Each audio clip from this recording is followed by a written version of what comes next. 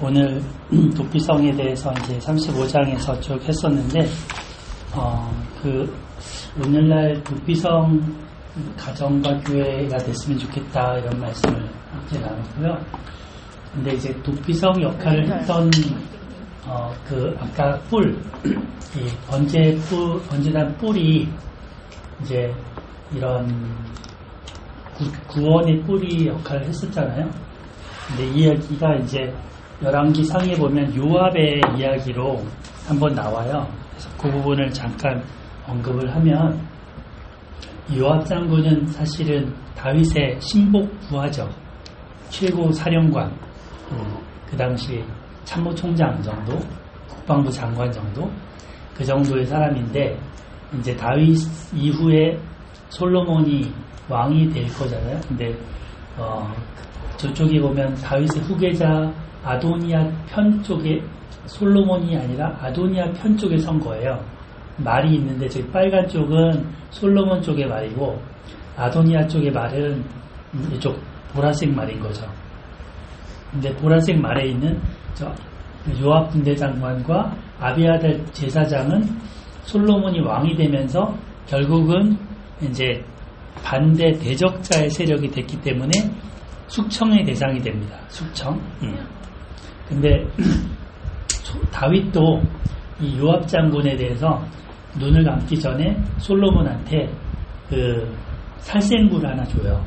살생부를 주면서 그 명단 안에 요압 장군이 들어가요. 이 요압이 그 자기 감정에 치우쳐서 정말 하나님 나라의 어떤 역사를 방해했다는 거죠. 그래서 가만두지 마라. 그리고 만약에 그 사람을 가만두면 또 너가 통치하는데 어려움이 있을 거다. 이런 의도로 요압을 얘기를 했었어요. 근데 거기다가 아도니아 편에 저렇게 섰었으니까. 근데 이 솔로몬이 왕이 됐다는 소리를 듣고 저 요압이 어딜 갔냐면 성막에 번제단에 가서 번제단 뿔을 붙들고 저렇게 있었던 거예요. 요압이. 살았어요, 그래서? 근데 이제 그 얘기를 전달을 솔로몬이 딱 전에 듣고는 분하야를 보내서, 분하야라는 군인이 저쪽에 보이면은 경호실장이라고 나오죠. 저 분하야를 보내서 죽이도록 명령을 시켜요. 왜냐하면 이 요압은 우발적으로 사람을 죽인 게 아니고 고의로 사람을 죽였던 사람이라는 거예요. 그래서 번제단 뿔을 잡더라도 그것이 용서가 도피가 될 수 없다는 거죠. 네. 누구를 우발적으로 죽였느냐? 저기 두 사람 왼쪽 위에 보면 두 사람이 있는데, 한 사람은 아브넬이에요. 아브넬은 사울 때 군대 장관이었는데, 이제 다윗이 통일한국을 이루려고 할 때 서로 남북 간에 협상하면서 오고 왔던 그런 시기를 됐었는데, 그 아브넬이 그 협상하기 전에 그 요압 편하고 아브넬 편하고 군대끼리 서로 군인 놀이를 한 거예요. 서로 죽이기 놀이를 한 거예요. 사람 죽이기 놀이를. 서로 찔러 죽이기 놀이를 한 거예요. 그러면 그때 누가 죽느냐? 이 요압의 남동생이 죽습니다. 아사엘이라고 발빠른 남동생이 이 아브넬을 쫓아가다가 찔려 죽어요. 그래갖고는 분을 이 사람이 가지고 있는 거죠. 그래서 그 아브넬을 나중에 만나서 몰래 창으로 찔러 죽입니다. 칼로 찔러 죽이나 하여튼 죽입니다. 그래서 결국에는 통일한국이 늦춰지는 거예요. 통일한국을 하려고 했던 다윗의 그런 의도는 전혀 심중에 없고, 이 사람은 자기 감정에 충실한 거였던 거죠. 근데 이제 그 아브넬이 죽은 거를 다윗이 통곡하는 걸 보고 백성들이 일부러 다윗이 벌인 일이 아니구나, 오해가 없어지면서 결국은 이렇게 이루어져 가는 거고, 그 다음에 두 번째 아마샤를 죽인 거는 그 다윗이 나중에 압살롬의 반란 때 이렇게 도망 다녔잖아요. 그러다가 누구더라? 세바의 반역이라고.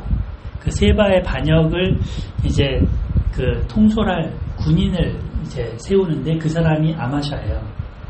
근데 이 아마샤가 앞장서서 나가니까 자기 위치가 뺏기고 자기 위치가 밑으로 떨어지는 거잖아요. 그래갖고는 이제 세바의 반역을 이 사람은 그러니까 반란을 잠재우지 못했었거든요. 근데 아마샤가 잘 하고 있었는데 아마샤를 몰래 또 만나서 수염을 붙잡고 칼로 찔러 죽입니다. 그래서 이렇게 이제 뭔가 다윗 옆에서 열심히 뭔가 싸우면서 일을 한 것 같은데 결국은 이렇게 살인을 저질러 갖고 이런 구원의 뿔, 번제단 뿔이 제 역할을 못하는. 그래서 이 도피성과 관련된 이야기입니다, 여기. 그래서 갖고 왔고요. 그 다음에 요거는 그 우리나라에서 이제 도피성 역할을 하는 기관들이 있는데, 첫 번째는 왼쪽에 있는 거는 명동성당입니다.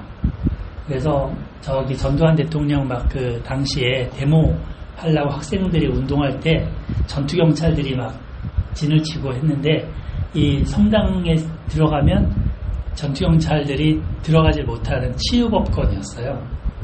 그래서 그 하나의 일종의 법이 이렇게 도달하지 못하는 법, 그런 경례라고 하잖아요. 그런 법이 없었어요. 그러니까 이 성역인 거죠. 성역에서 뭔가 이런 그 붙잡고 체포하고 뭐 죽이고 이런 일을 할 수가 없는 거죠. 그래서 이제 이게 하나의 도피성 역할을 했다는 거고, 그 성공회가 저기 지금 서울시 의회 옆에 있거든요. 거기도 그런 역할을 했었어요. 교회도. 그 다음에 대사관은 이제 지금 우리나라에 있지만 이제 주한대사관 하면은 미국 땅인 거예요. 그러니까 우리나라의 법이 도달하는 게 아니고 미국의 법이 해당되기 때문에 그 안으로 들어가면 이제 미국 법에 의해서 해당되서 치의법권의 장소인 거죠. 그래서 도피처의 하나의 역할을 한다는 거고, 세 번째는 이제 유치장입니다. 저기 경찰서 유치장은 그 감옥이 아니에요. 잠시 그 가둬두는 장소고, 재판받기 전에 잠시 있는 거죠. 그러니까 일종의 재판받기 전에 도피성 역할처럼 경찰서도 한다는 그런 역할입니다. 그래서 이제 이런 도피성에 대한 것들을 좀 살펴봤습니다. 예수님에 대한 것도 살펴봤고요. 이제 27장, 이제 36장 마지막 장인데, 이 마지막 장 부분은 민수기 27장하고 관련이 있습니다. 그래서 27장에서 본문에 어떤 내용이 있었는지를 저기 쭉 담아왔었어요. 그래서 우리 민수기 27장에서 배웠었기 때문에 그 당시 요단강 동편 땅을 차지했던 그 므낫세 반지파 중에 이런 그 슬로브앗의 딸들이 속한 이제 그 마길의 자손, 길앗 자손들이 있었죠. 그래서 그 자손 중에 이제 슬로브앗이 딸만 5이었고, 결국에 요단강 동편의 땅을 차지했지만 그 나중에 그 땅이 이렇게 쭉 지나게 되면 딸들이 결혼하게 될 텐데 다른 종족에게로 가버릴 수 있는 거잖아요. 이때는 이제 딸들이 기업을 받을 수 있게 허락을 받았지만 여기 하나의 법이 생긴 거잖아요. 이때 법이 생긴 거지만 후대에 가서 만약에 저 딸 중에 한 명이 다른 서쪽 지역의 유다 지파에게로 시집을 갔다. 그러면 자기가 아버지 땅을 갖고 있었는데 이 땅이 누구한테 가냐면 유다 지파에게로 가는 거예요. 이거를 이제 이의를 제기하는 거야.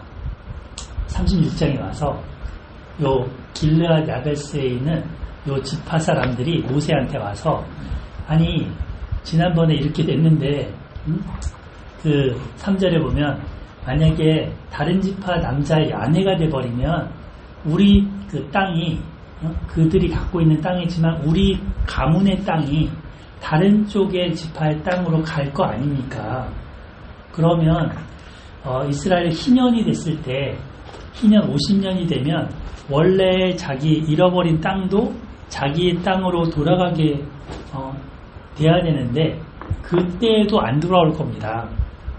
그때에도. 그러니까 이거는 뭔가 법에 허점이 있는 거 아닙니까? 뭔가 이 개정이 필요한 거 아닙니까? 예, 다시 뭔가 법에 그렇게 이의제기를 한 거예요.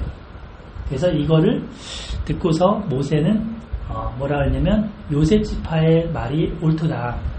지금 므낫세 지파라고 그랬잖아요. 요셉 자손이죠. 예.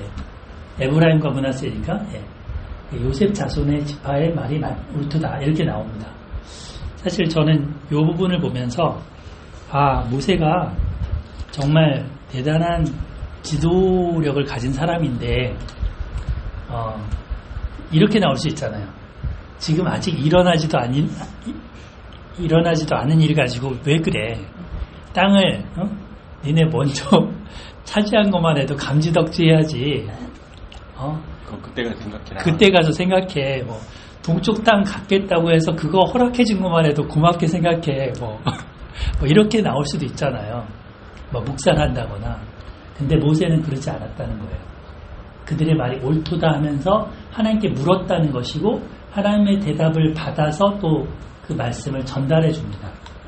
그래서 이 모세의 이런 자세가 참 놀랍다 그런 생각이 들어요. 뭔가 이렇게 트집 잡거나 하지 않고 자기 말로 이렇게 또 유능한 지도자면은 그동안의 노하우와 여러 가지 이런 지식을 가지고 할 수도 있는데 하나님께도 항상 계속 묻고 전달해주는 그런 리더, 그런 모습이 참 놀랍다는 생각이 들었고요. 본받을 점이라고 생각을 했습니다. 그 다음에 이제 해결해주는 부분을 보면 어떻게 해결해줍니까? 슬로브앗의 딸들은 이제 마음대로 시집 가지만 어느 범위 안에서 시집을 가냐면 그 므낫세 반지파 같은 지파 안에서만 시집가라는 겁니다.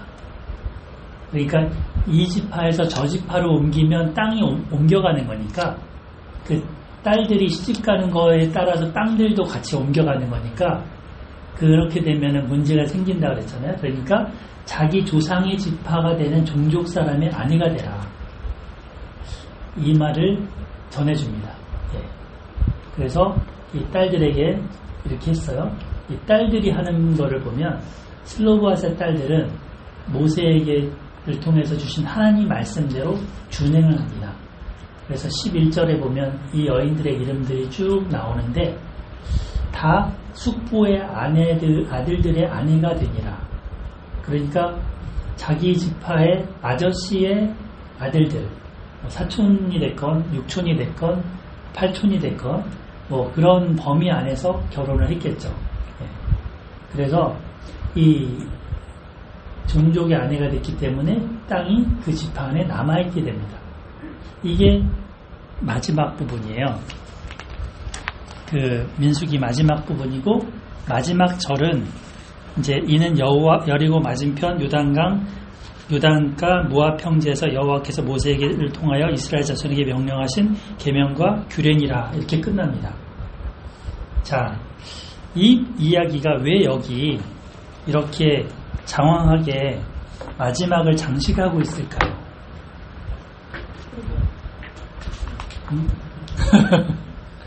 그게 이제 질문이면서 메시지입니다. 첫 번째 두 가지를 저는 찾아봤는데 첫 번째는 하나님은 연약한 자의 목소리를 살피시고 그들 편에 서신다는 겁니다. 보통 여자들은 당시에는 약한 쪽이에요. 그래서 무시되기 쉬웠어요. 그리고 또 여러 가지 이제 도피성도 마찬가지였고 도피성도 사람의 억울함을 위해서 이제 주셨던 부분이고요. 그래서 이 약한 자를 배려하시기 위해서 이렇게 섬세하게 개정법까지 두셨다는 거죠. 니네는 안 돼? 뭐 말도 안 돼? 이렇게 이제 무시하는 게 아니고 그렇게 하면서 너희들이 가나안 땅에 들어가면 너희들도 내가 한 대로 해? 내가 이렇게 해줬잖아. 너희들도 그런 삶을 살아야 돼. 여자라고 무시하지 말고 가난한 자라고 무시하지 말고 그들의 입장도 충분히 들어보고 그들의 말이 타당하면 옳도다 하면서 해주라는 거예요. 이게 첫 번째 이유고요. 두 번째는 누가 이 약속의 땅을 기업을 이어받느냐는 겁니다. 누가 하나님이 주시는 약속을 이어가느냐 하는 겁니다. 여기 뒤에 나오는 여호와께서 모세에게 명하신 대로 행하니라 하는 자들이 그 땅을 얻게 된다는 겁니다. 그래서 자기만 얻고 누리는 게 아니고 후대까지 이어주게 되는 거죠. 앞서 우리 민수기 15장, 16장 이런 데 보면 아무리 남자들이었고 정탐꾼들이었고 힘센 자들이었고 하였지만 20세 군인들이었지만 땅에 들어가지 못하고 광야에서 죽었습니다. 왜? 하나님께서 명령하신 대로 안 했거든요. 그래서 이거를 보여주는 거예요. 단편적으로 보여주는 이 사건을 통해서 누가 하나님 나라를 유업으로 얻느냐? 우리 크리스찬들도 하나님 말씀대로 믿고 순종하는 자들이 얻는다는 겁니다. 그래서 이 민수기는 광야라는 땅을 지나오면서 결국 약속의 땅에 들어가기 위한 준비 단계인데 그 준비 단계에 최종적으로 합격점에 이르렀던 사람들은 이 슬로브앗의 딸들과 같은 자들이라는 거죠. 그래서 이렇게 민수기는 끝냅니다. 네. 그래서 우리 이제 민수기를 끝내지만 민수기를 덮지 마시고 두고두고 되새김질 할 수 있는 그런 성경이 됐으면 좋겠고요. 민수기 요 마지막 13절이 여리고 맞은편 요단강 모압 평지에서 여호와께서 모세에게 이스라엘 자손에게 명령하신 계명과 규례니라 했는데 신명기도 이렇게 시작합니다. 이게 쭉 이어지는 것을 이렇게 보여줘요. 그래서 신명기도 어디에서 하나님께서 모세에게 말씀하신 말씀 규례다 이렇게 시작합니다. 그래서 이제 우리가 이제 신명기를 신명나게 신신당부하는 말씀을 살펴볼 예정입니다. 여러분 삶 속에 민수기는 우리의 참된 도피성, 피난처가 될 줄 말씀이라고 생각합니다. 아멘. 하나님이 사람이 이러면 어떻게 해요, 저러면 어떻게 해요, 이렇게 물어보면은 하나님께서 그거에 대해서 세밀하게 방법을 가르쳐주고 만약에 슬로보앗의 딸이 나는 유다 족속이 좋아서 저쪽으로 시집가려고 그러는데 그러면 어떻게 해요? 라고 이제 만약에 얘기를 하면은 하나님 무슨 얘기야? 그냥 므낫세 지파에서 잘 골라봐 그렇게 얘기 안 했을 것 같아요. 아 그래요? 네. 그때는 슬로보앗의 딸들의 말이 옳은데 그러면은 이렇게 해라 하면서 방법을 또 가르쳐주고. 네네. 그렇죠. 맞아요. Q&A를 하나님 항상 잘 하시죠. 그러니까 하나님이 우주를 창조하셨는데 그런 엄청난 하나님이 뭘 그딴 걸 갖고 이렇게 딱 자르지 않고 네. 사람의 그 속사정을 그것도 네 말도 맞다 그래. 근데 여기까지 질문을 했기 때문에 이후로는 땅을 가지고 그 지파를 결혼하든지 아니면 땅을 포기하고 남자를 택해서 가든지 그렇게 해야 했을 겁니다. 그렇죠. 네. 규례가. 그렇죠. 규례가 여기까지 정해졌기 때문에 네. 되게 이 부분도 은혜롭죠. 36장도 네. 이렇게 보니까 그런 거를 미리 딱 이렇게 발굴해가지고 이렇게 뭐 문제를 삼는 집안 어른들도 참 지혜롭네요. 그러니까요. 네. 그러면 어떻게 하느냐? 그래서 지금도 보면 지난주 금요일날 제가 시의회에서 하나 발표를 했던 게 뭐냐면 야생생물 보호관리 조례라는 서울시 조례를 이번 9월 달에 만들게 되거든요. 그래서 그 조례를 이렇게 개정하는데 이 부분은 바꿔야 됩니다라는 거를 집어넣어서 발표를 한 거예요. 시의회 의원들이 하는 건데, 근데 이제 그런 것도 이제 계속 시대에 따라서 문제가 발생이 되면 이제 그것들을 수렴을 하면서 조항을 넣기도 하고 나누기도 하고 빼기도 하고 하는 거죠. 그래서 근데 이제 하나님 말씀은 이제 66권이 정해졌기 때문에 빼도 안 되고 더해도 안 되고 가감하면 하나님의 생명나무에서 제향을 받습니다. 그래서 우리는 하나님 말씀에 준해서 이제 따라가야 되는 거죠.